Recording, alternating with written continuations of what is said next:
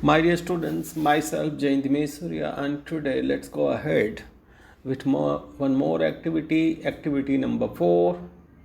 And this activity is based upon a paragraph. એટલે કે આ એક્ટિવિટી શાના પર છે તો કે ભાઈ એક પેરેગ્રાફ છે એ વાંચવાનો છે અને એના નીચે ફરી પાછા કેટલાક પ્રશ્નો આપ્યા છે અને એની સામે રીઝન આપ્યા છે. એ રીતની કંઈક એક્ટિવિટી છે. તો ચાલો સ્ટાર્ટ કરીએ આપણે. Kartik came from school. Kartik સ્કૂલે ગયો હતો અને સ્કૂલથી પાછો આવ્યો. He was happy. સ્કૂલથી પાછો આવ્યો અને બહુ ખુશ હતો. તો કંઈક તો કારણ હશે. આપણને ખ્યાલ આવ્યો કે માણસ ખુશ કેમ રહે. ખુશ થાય તો એની પાછળ કંઈ ને કંઈ કારણ હોય. હી હેડ એ ટ્રોફી ઇન હિઝ હેન્ડ. હા, હવે ખ્યાલ આવે છે કે ભાઈ એના હાથમાં એક ટ્રોફી હતી. એ કંઈક જીતીને આવ્યો હતો.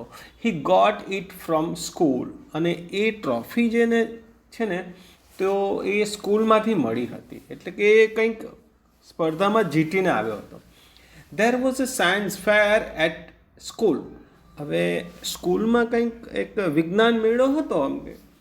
તો હી વોન ધ ટ્રોફી. અને એ જે ટ્રોફી છે ઇનામ તે એ વિજ્ઞાન મેળામાં જીતી લાવ્યો.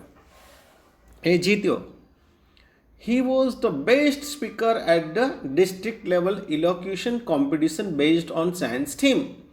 હવે સ્કૂલમાં કંઈક વિજ્ઞાન મેળામાં વક્તૃત્વ સ્પર્ધા હતી અને એનું થીમ શું હતું એનું તો કે ભાઈ વિજ્ઞાનની ઉપયોગિતા કે વિજ્ઞાન આધારિત એક સ્પર્ધા હતી, વક્તૃત્વ સ્પર્ધા.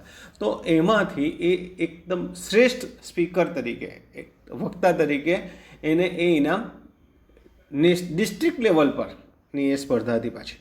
તો એમાં એ જીતી લાવ્યો એટલે એ પણ ખુશ હોય.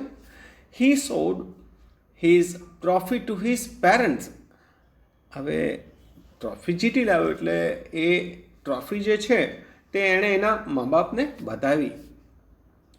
દે કોંગ્રેચ્યુલેટેડ હિમ. અને તેમણે પણ એને અભિનંદન પાઠવ્યા કે ભાઈ સારી વાત છે ભાઈ તું ઇનામ જીતી લાવ્યો.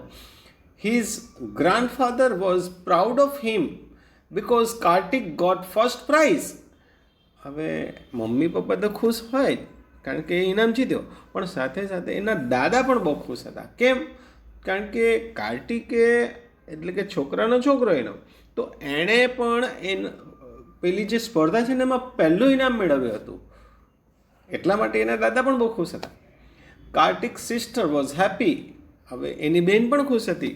કારણ શું છે? Because she was sure about celebration party. હવે એની તો ખાતરી જ હતી કે જો એ ભાઈ જીતી લાવશે તો પાર્ટી તો કરવી જ પડશે અને પાર્ટી ઉજવણી કરવી જ પડશે. એટલે એહો ખુશ હતી.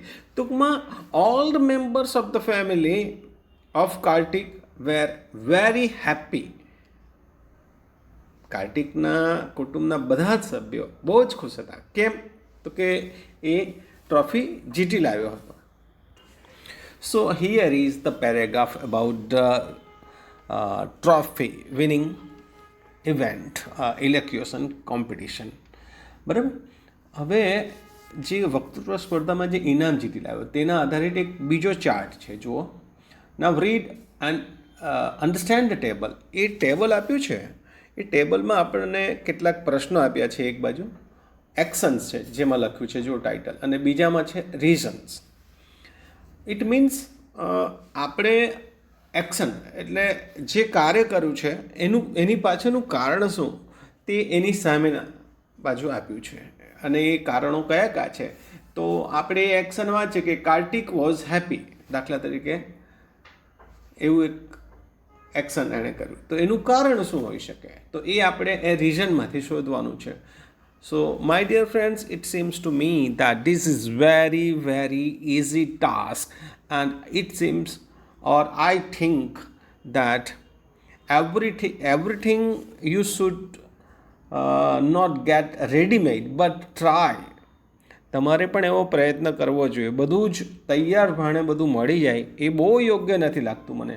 તો I am just living this reasons, finding reasons table for you, and that is the real test I think for you all.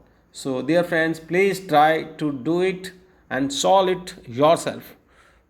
Thanks.